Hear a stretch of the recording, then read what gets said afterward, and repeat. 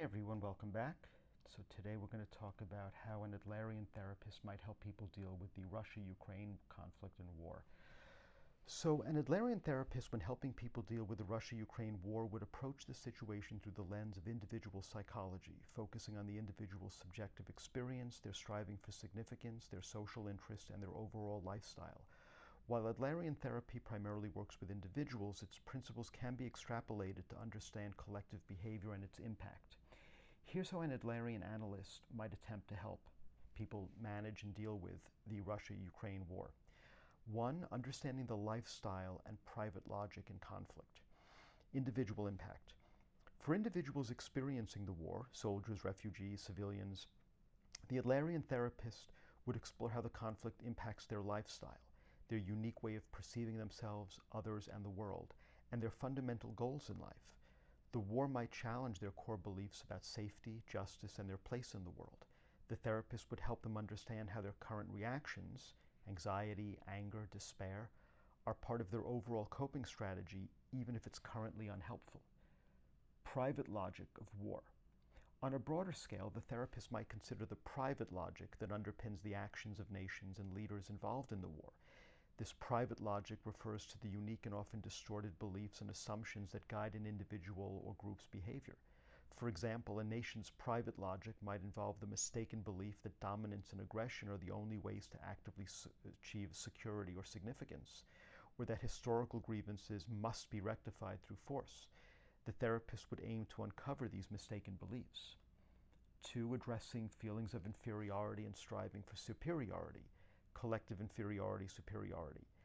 Adler believed that all individuals start with feelings of inferiority and strive for superiority or significance.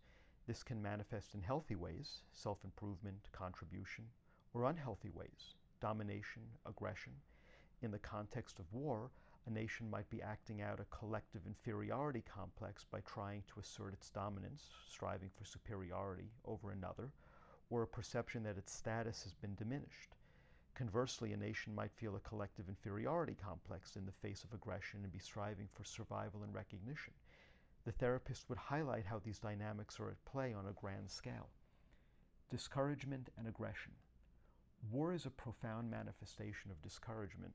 When individuals or groups feel discouraged, they may resort to destructive behaviors to gain a sense of power or control. The therapist would recognize the aggression and violence are often a desperate, albeit misguided, attempt to overcome deep-seated feelings of powerlessness or insignificance. 3. Fostering social interest. The core of psychological health. For Adler, social interest is the barometer of psychological health. It's the innate human capacity to cooperate, contribute to the common good, and feel a sense of belonging to humanity. War represents a profound breakdown of social interest, where empathy and cooperation are replaced by division and destruction, reorienting towards cooperation.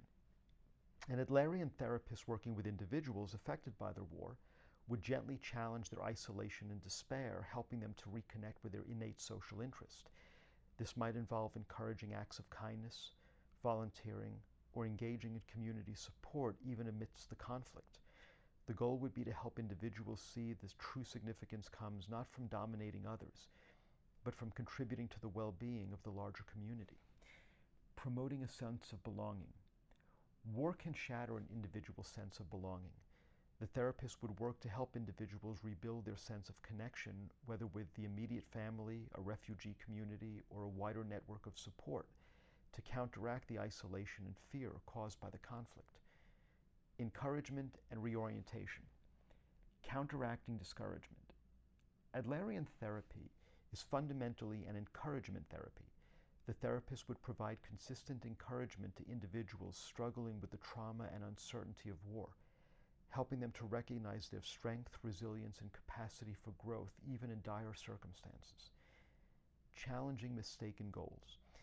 In the individual, the therapist would help identify mistaken goals, for example, seeking revenge, withdrawing completely, that might arise from the war. On a societal level, the therapist might highlight how war itself is a mistaken goal, based on faulty assumptions about how to achieve peace or security, and reorientation towards constructive action.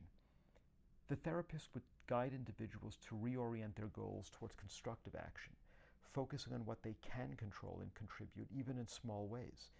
This might involve focusing on rebuilding, advocating for peace, or finding ways to support others. How an Adlerian analyst would help. An Adlerian therapist would not directly intervene in political or military matters. Their help would be focused on the psychological well-being of individuals and, by extension, the broader community.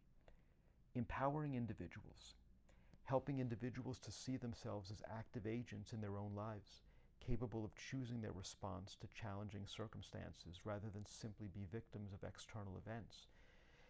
Building resilience, fostering a sense of personal competence and self-worth, which are crucial to coping with trauma and adversity.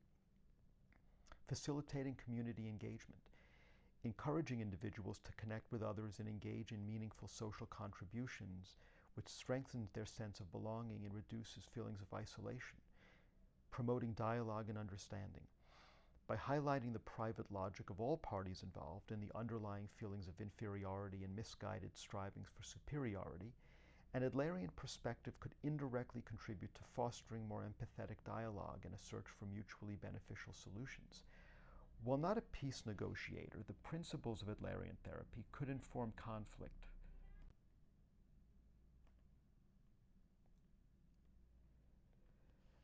The principles of Adlerian therapy could inform conflict resolution by emphasizing shared human goals and the importance of cooperation. And focusing on the future. While acknowledging past trauma, Adlerian therapy is fundamentally future-oriented. It would help individuals and communities move beyond the pain or the past to build a more hopeful and constructive future. In summary, an Adlerian therapist would view the Russia-Ukraine war as a profound manifestation of discouragement and a breakdown of social interest. Their aim would be to help individuals regain their courage, find a sense of belonging, reorient toward constructive goals, and ultimately contribute to a more cooperative and peaceful world. So what do you think? What are your thoughts on how an Adlerian could help people deal with and manage the Russia-Ukraine war? Let me know your thoughts in the comments, and I'll speak to you next time.